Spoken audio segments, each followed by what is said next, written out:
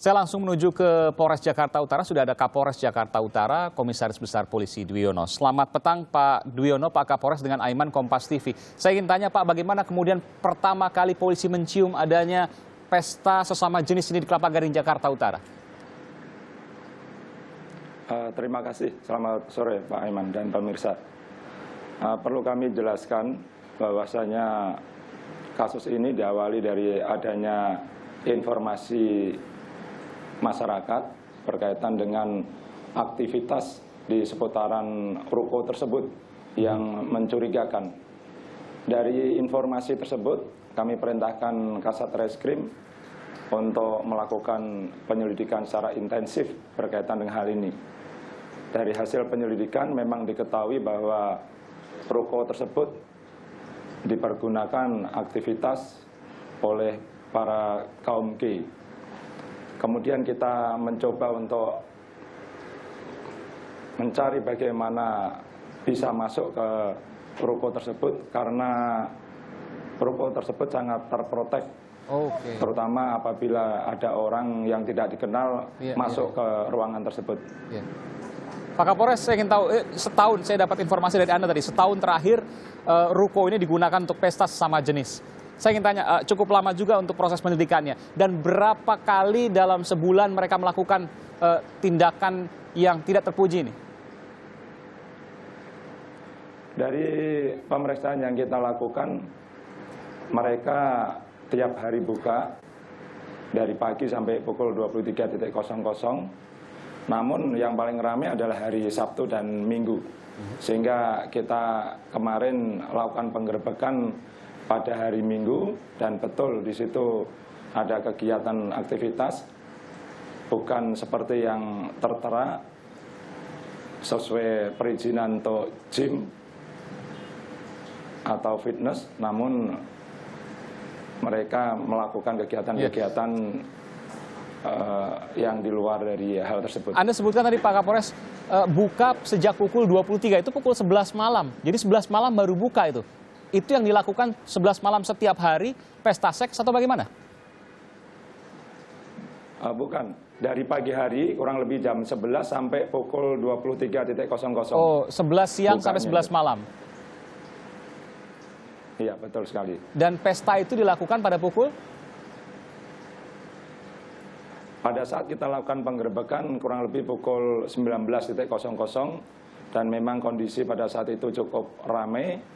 Kemudian anggota kami masuk pada saat itu melakukan penyamaran dengan berpura-pura sebagai pasangan yang berpacaran sesama jenis, baru diperkenankan untuk masuk dan diminta untuk membayar per orangnya Rp185.000. Itu dilakukan setelah masuk di situ ya, itu dilakukan, pesta itu dilakukan seminggu sekali atau setiap hari?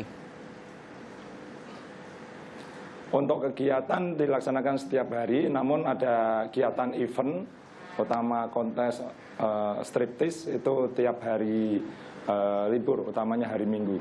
Tiap hari libur, artinya seminggu mungkin 2 kali ya, malam Sabtu dan malam Minggu, begitu? Hari Sabtu dan hari Minggu? Betul sekali, kalau untuk yang betul sekali. Luar biasa. Kenapa kemudian setahun ini sudah diketahui beroperasi, tapi baru kemudian bisa digerebek, Pak Kapolres? Kita mengetahui kalau itu hanya tempat fitness. Memang ruko tersebut izinnya untuk fitness, namun tidak ada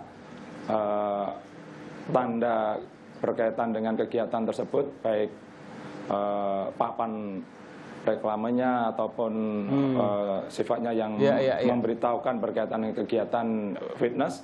Tapi ini terselubung, seperti tertutup, hanya tulisan PT Atlantis itu saja. Pak Kapolres, saya ingin mengetahui, ada data yang tersebar di media sosial. Saya ingin menanyakan, betulkah ada banyak juga anak di bawah umur, mahasiswa yang juga ikut di dalam pesta ini? Dari hasil pemeriksaan kami, kurang lebih 141 orang ini keseluruhannya dewasa. Dan tidak diketemukan anak-anak. Mayoritas umurnya berusia berapa, Pak Kapolres? Antara 25 sampai 35. 25 sampai 35 tahun, artinya generasi muda semua itu ya. Ada juga warga negara asing, berapa jumlahnya? Ya, betul sekali. Dari hasil pemeriksaan sementara ini 4 orang. 4 orang, dari negara mana saja Pak Kapolres? Ini masih dalam proses pengecekan kita untuk identitas yang sebenarnya. Pasal yang digunakan untuk menjerat mereka ini 141 orang ini terkena semua atau hanya pengelola acaranya, pemilik fitnessnya? Dari 141 orang tersebut, 10 orang sudah kita tetapkan sebagai tersangka.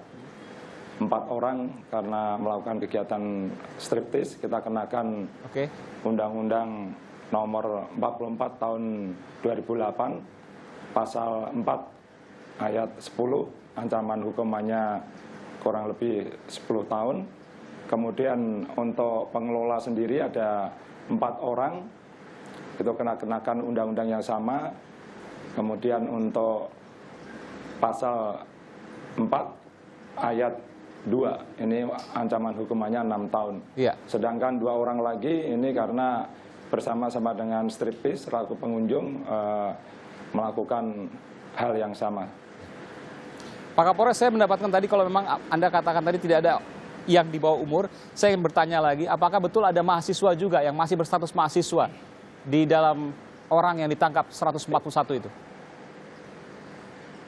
Ini masih kita lakukan pendataan, bahkan setelah ini kita akan lakukan tes urin terhadap keseluruhannya, sedang berlangsung saat ini. Oke, saya ke Bung Reza. Bung Reza luar biasa sekali ya, Oh, luar 25 biasa. sampai 35. Saya 2 jempol betul untuk Pak Kapolres Jakarta Utara beserta Apresiasi, jajarannya. betul. Sangat-sangat apresiasi. Karena ini betul-betul pertama kali pengungkapan yang paling besar dari sisi jumlah ya. Dan semakin saya takjub karena ternyata pengungkapan kasus ini berawal dari laporan masyarakat. Berarti kita bisa bayangkan ada kepercayaan yang masih masyarakat miliki terhadap teman-teman kepolisian. Dari kasus Menteng yang tadi kita bicarakan di segmen sebelumnya, kemudian Surabaya dan sore ini, semuanya berawal dari laporan masyarakat. Berarti tak lain tak bukan, kalau kita bersepakat bahwa LGBT sungguh-sungguh bahaya bagi kehidupan bangsa kita, seperti yang diangkat dalam pembahasan antara pemerintah dengan Komisi 8 DPR, maka cara bagi kita untuk melawan mereka adalah dengan kolaborasi yang sinergis antara aparat penegak hukum, dalam hal ini kepolisian dengan masyarakat. Karena masyarakatlah yang memiliki daya endus paling dekat dengan kemungkinan tempat-tempat yang rawan bagi terjadinya peristiwa semacam ini. Ya, ada catatan Anda dari apa yang setelah saya gali data dari Pak Kapolres Jakarta Utara, Kombes Duwiono. Di antaranya adalah usia 25 sampai 35 tahun, luar biasa. Memang sangat penting. Tadi sebetulnya saya ingin menanyakan ke Pak Kapolres apakah terhadap orang-orang ini dilakukan pemeriksaan urin, pemeriksaan kemungkinan mereka mengalami Sedang dilakukan katanya. Kemungkinan mereka mengalami penyakit menular seksual juga harus saya yakini diperiksa. Anda mau tanya silakan. Ya, Pak Kapolres, kalau saya boleh usul, di samping pemeriksaan urin juga memeriksa kemungkinan mereka menggunakan narkoba dan seterusnya. Ada baiknya juga kepada orang-orang ini diperiksa kemungkinan apakah di dalam tubuh mereka sudah ada tanda-tanda penyakit menular seksual atau tidak. Karena apabila ternyata ada yang mengidap HIV/AIDS atau penyakit seksual dan lainnya, itu bisa ditangkal sesegera mungkin. Diisolasi begitu ya. Gimana Pak Kapolres? Silakan Pak Kapolres. Betul sekali, saat ini kita sedang melaksanakan proses pemeriksaan, utamanya urin dari para orang yang kita lakukan pengamanan pada hari ini. Kemudian kita juga bekerja sama dengan BNNK di kota Jakarta Utara ini, juga dengan Polda berkaitan dengan pengecekan kesehatan.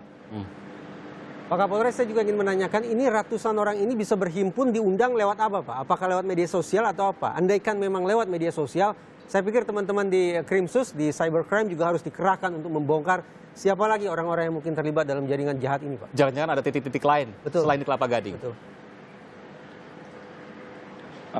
Ini masih dalam pengembangan kita. Saat ini kita bekerja sama dengan Cybercrime Polda berkaitan dengan hal ini. Utamanya untuk kelompok-kelompok ini untuk penyebaran informasi, undangan, ataupun yang lainnya. Oke, Pak Kapolres, sejauh ini yang Anda katakan tadi 10 orang itu ditetapkan sebagai tersangka. Yang sisanya 131 orang itu dilepaskan atau apa yang akan dilakukan oleh polisi terkait dengan sisanya?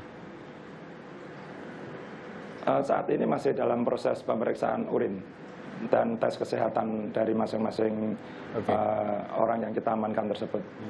Jika ditemukan nanti ada penyakit menular seksual yang diderita oleh salah satu dari 141 orang ini, apa yang polisi rekomendasikan terkait hal ini?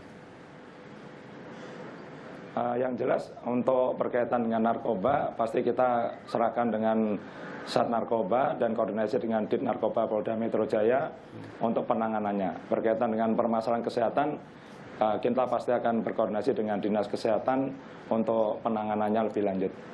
Oke. Terakhir Pak Kapolres, saya ingin bertanya, apakah kemungkinan ada pesta-pesta seperti ini lagi di Jakarta yang terkait dengan cara yang sama, orang-orang yang kemungkinan memiliki hubungan komunikasi yang sama, adakah kemungkinan itu di tempat lain di Jakarta? Perlu kami jelaskan bahwa aparat kepolisian jelas komit, konsekuen untuk berkaitan dengan hal ini, akan melakukan penindakan dengan tegas. Kita selalu melakukan penyelidikan berkaitan dengan hal ini. Kita juga butuh informasi dari masyarakat untuk bisa menginformasikan seperti yang di Jakarta Utara ini. Insya Allah kita komit dari seluruh kepolisian, utamanya Polres Metro Jakarta Utara, akan melakukan tindakan dengan tegas.